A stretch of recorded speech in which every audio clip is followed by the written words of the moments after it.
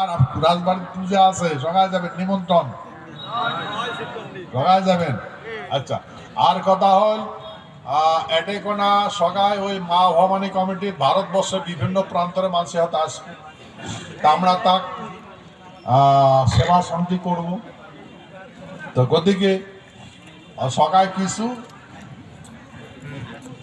দক্ষিণা দিবেন মার পূজা, দেবেন না দেবেন?